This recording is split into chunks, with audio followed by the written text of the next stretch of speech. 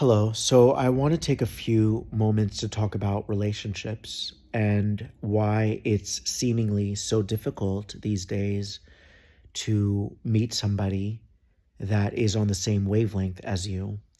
And just so you know, I'm not talking about myself. Sometimes I do these videos because I'm inspired by my sessions and it's not related to me specifically. It's a general message. So basically, we're living in a world right now. I think we're living in very dark times where people are very easily distracted, where there is a lack of follow through, where people haven't really gained clarity on what exactly they're wanting in their life. I've always considered myself to be more old fashioned. I've kept those values alive where I see myself in a relationship and I I just see beauty in really working towards that, towards commitment, to investing emotionally in somebody that you love, and so on and so on. But not everyone is there right now, especially these days.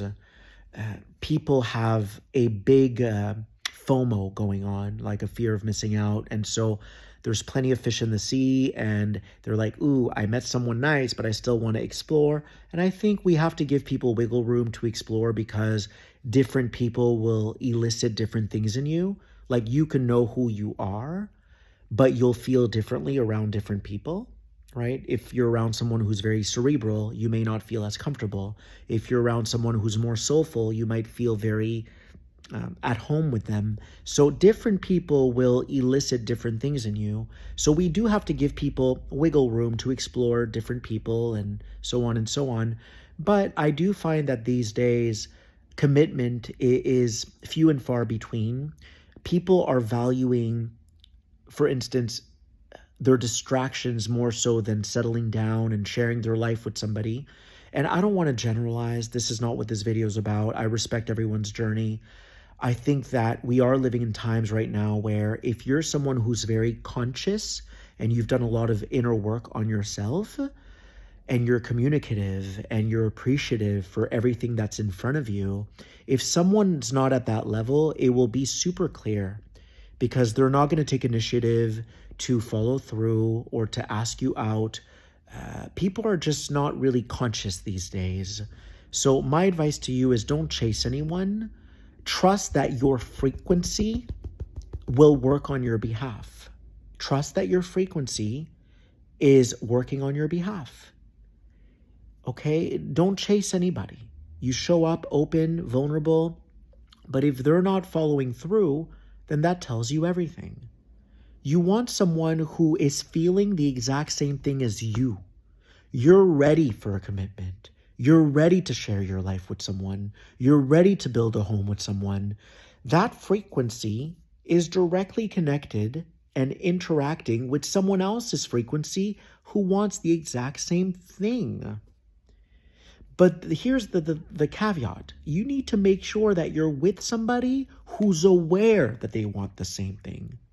Because so often you see someone's potential, right? You see what they could be, what they could rise up to, but that's still you getting rolled up in a fantasy. You need to pay attention to where people are right now. Are they aware of who they are? I mean, we all have trauma, but the key is being aware of that trauma and being willing to overcome it. If you have that, then you can make any relationship work. But if someone's completely oblivious to their own potential or to the highest version of themselves, don't waste your time.